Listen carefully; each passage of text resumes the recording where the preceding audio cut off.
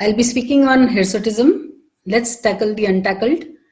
So hirsutism is a common clinical condition affecting 5 to 10% of women. It is characterized by the excessive growth of coarse male pattern hair on the androgen dependent areas of face and body. It frequently causes cosmetic distress and may indicate an underlying hormonal issue. Androgen excess is the cause of hirsutism, and which could be because of the increased production of androgens or could be because of the increased sensitivity of hair follicles to androgens. Causes can be ovarian, adrenal, drug-induced or idiopathic. So the most common cause is PCOS, and which we can see in 70 to 80% of the cases. Hypertrichosis and androgen secreting tumors are seen only in 0.5% of the cases. When we go to the adrenal causes, it is the congenital adrenal hyperplasia, which is seen in 2 to 8% of the cases. Non-classic congenital adrenal hyperplasia is seen in only 0.5% of the cases. Adrenal tumors and Cushing syndrome are seen in less than 0.5% of the cases. Drug-induced, although not very common, but we may see cases on the regular basis, which patients who are taking anabolic steroids, danazol, valproate, phenytoin, minoxidil, glucocorticoids, cyclosporin, progestins, or testosterone, they may come with the complaint of hirsutism.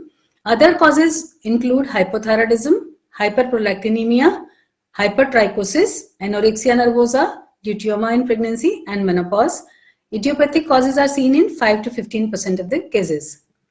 Risk factors include family history, several conditions that cause hirsutism, including congenital adrenal hyperplasia and polycystic ovarian syndrome, which run in families.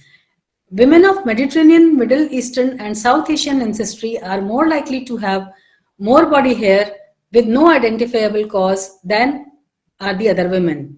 Obesity, being obese, causes increased androgen production, which can worsen hirsutism.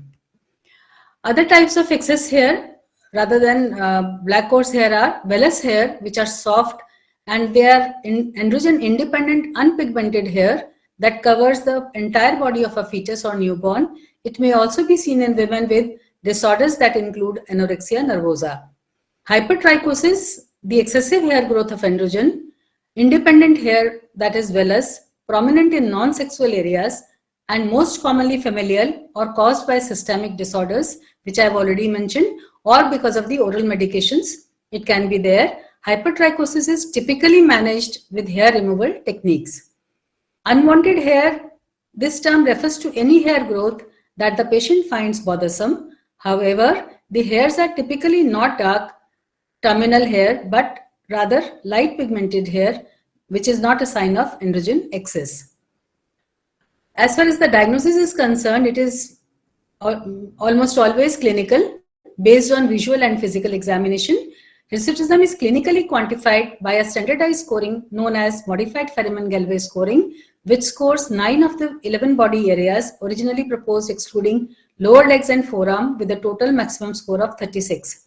But it is difficult to use clinically this score because most women who seek medical attention for the complaint already are using one or more methods of hair removal. So this is the chart which we all follow, and we see that what all areas are affected. If the FG scores are, abnormal FG score is when the score is more than 8 for black or white females. If it is more than equal to 9 to 10 for Mediterranean and Hispanic Middle Eastern females, more than equal to 2 for Asian females. Use of FG score is to monitor treatment progress, and it is not for the diagnosis or deciding treatment. Idiopathic hirsutism we call when the patient has regular menstrual cycles and normal androgen levels, and it is caused by increased sensitivity to androgens. Often they respond to 5-alpha reductase inhibitors. So for the diagnosis, what we require is we require to take the history in detail, rate of onset, that is whether it is gradual or it is sudden onset, menstrual history, age at menarche, frequency and regularity of menses.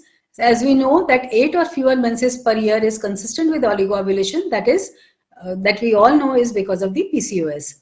Signs and symptoms, we need to ask the patient about excessive weight gain, excess hair fall, deepening of voice, decrease in breast size, headache, visual disturbances, pain, or lump in abdomen or galactorrhea. We have to take in detail the intake of drugs and for how many months or years she has been on those drugs like androgens, danazol, 19-norprogesterone or minoxidil. Family history is also important, as I've already mentioned, and because obesity, infertility, congenital adrenal hyperplasia, and in idiopathic cases, we need to know this history. As far as physical examination is concerned, anthropometry measurements like height, weight, BMI, waist-hip ratio, modified Ferriman-Galway score, all these need to be taken. Hyperinsulinemia is to be ruled out by seeing for acanthosis nigricans. Hyperandrogenism may present in not only as hirsutism, but acne, seborrhea, or alopecia may be there. Virilization, if excessive hair growth is there, it may be associated with alopecia, decreased breast size, deepening voice, clitoral hypertrophy. So we need to look for these signs also. Cushing, if patient has Cushing's disease, we may find stria, moon faces, fragile skin, or proximal myopathy. Galactorrhea may be present in cases of hyperprolactinemia. So for lab evaluation, testosterone levels are to be done, and if the values are raised to more than 200 nanograms per ml, that indicates that in cases of benign pathology like PCOS or congenital adrenal hyperplasia, but definitely the levels are much more if there is malignant tumor of ovary or adrenal. DHEAS, if more than 700 micrograms per ml, then it indicates adrenal cause. 17-hydroxyprogesterone, if the levels are less than 200 nanograms per deciliter, it excludes the congenital adrenal hyperplasia. Levels of more than 200 nanograms per deciliter, we need to do ACTH stimulation test, and if the levels are more than 1000, then it goes in favor of congenital adrenal hyperplasia. LH-FSH ratio, if more than 3, it signifies PCOS. Prolactin levels of more than 25, they tell us about hyperprolactinemia, which we need to investigate further to know the cause. TSH levels, we need to see whether in what range they are so as to diagnose hypothyroidism.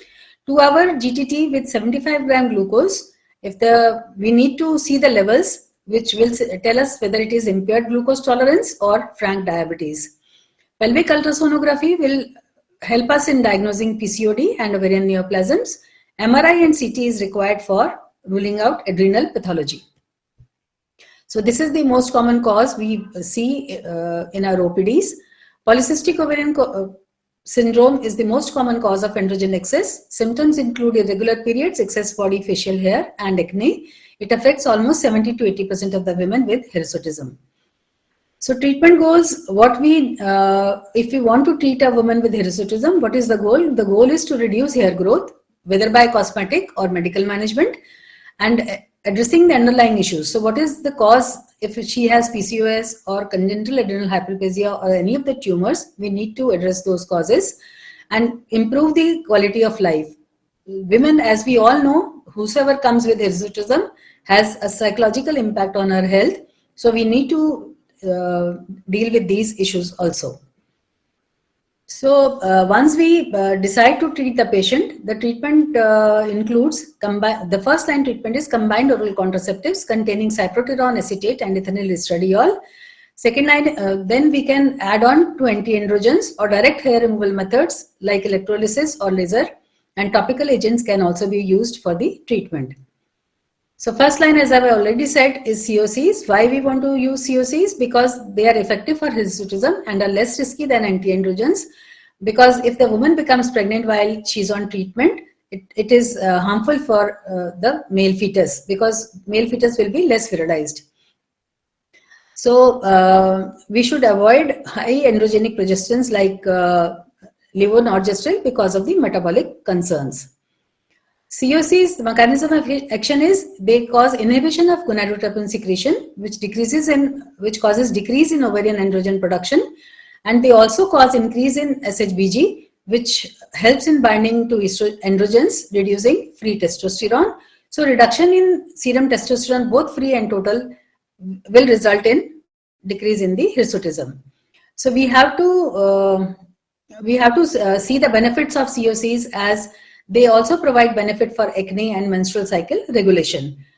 Although treatment with COCs is not FDA approved, but it can be used off-label to treat the hirsutism. Anti-androgens and combination therapy. When to add anti-androgens? If there is suboptimal response after 6 months of COC treatment, the first choice of anti-androgens is spironolactone.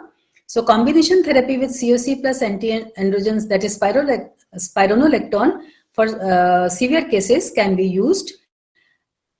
But we need to wait for at least 6 months for the treatment to be effective. If COCs are not showing any improvement in a patient for 6 months, then only we should add anti-androgens. Monotherapy with anti-androgens is to be avoided. Although it is potentially very efficacious for treatment of hirsutism and acne, similar to COCs, but the risk of malformation in the male fetus is very high, so it is to be avoided if we are not sure that the patient is compliant with the contraceptive use or she is not pregnant. So the available anti-androgens are commonly used are spironolactone, that is the first choice. This is an aldosterone and androgen receptor antagonist. Finasteride is another anti-androgen, 5-alpha reductase inhibitor. It is less effective for hirsutism due to type 1 and type 2 enzyme involvement. Flutamide is non-steroidal androgen receptor antagonist associated with hepatotoxicity. So these two are not commonly used. Spironolactone is the one which is commonly used. Spironolactone competes with the dihydrotestosterone for androgen receptors and inhibits androgen biosynthesis. Dosages, we always start with 50 milligram twice daily, which can be increased to 100 milligram twice daily if required. The side effects include hyperkalemia, which is rare in females with normal renal function, but we need to monitor the levels of serum potassium. Gastrointestinal discomfort is there. Irregular menstrual bleeding may occur in some patients. So serum potassium levels should be monitored regularly. Direct hair removal methods can also be used when the COCs are contraindicated or a patient is not ready to use other drugs. So electrolysis or laser intense pulse light can be used. These will be covered in detail by the next speaker. So considerations are: electrolysis is ideal for patients with blonde or white hair. Laser treatments can cause pigmentation issues in darker skin types. Both techniques may require ongoing treatments to maintain results. So treatments which are not routinely recommended are metformin. Metformin has no benefit for hirsutism, so it should not be used. GnRH agonists and antagonists not recommended unless severe hyperandrogenemia and virilization are present. Flutamide, I have already mentioned, because of the hepatotoxicity, is not used. Topical anti-androgen creams can be used, but they are not very effective. Managing coexisting conditions like depression and anxiety, common in females with hirsutism, requiring ongoing management. Impact of treatment: treating hirsutism may help improve depression and anxiety symptoms. So regularly monitor mood symptoms and adjust treatment accordingly. So in patients with the NCCAH, the first line treatment is COC over glucocorticoids for hirsutism. Glucocorticoid use is indicated when ovulation induction is required. For obese females, the recommendation is lifestyle changes plus pharmacological therapy, but avoid use of COCs for those who are more than 40 years and obese due to increased risk of venous thromboembolism. Weight loss and lifestyle interventions are required. We have to focus on these in addition to the pharmacological therapy. Weight loss improves insulin sensitivity, it reduces androgens and may restore ovulatory cycles.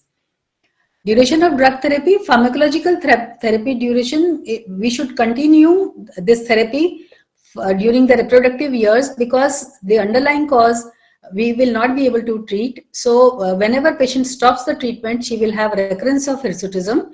So if she wants to avoid that, only during when this treatment should be discontinued when she is planning for pregnancy, so that there is no harmful effect on the fetus. So she can continue taking this treatment for a longer time. Anti-androgens are contraindicated in females trying to conceive. So topical therapy with eflornithine, topical inhibitor of hair growth, but often combined with laser therapy for a quicker response. Limitation is high cost and must be used indefinitely for continued efficacy. So to conclude, COCs are the first line therapy for most females. Anti-androgens like spironolactone are added if necessary. Treatments like flutamide, metformin and GnRH analogs are not routinely recommended. Special populations may require individualized approaches. Thank you.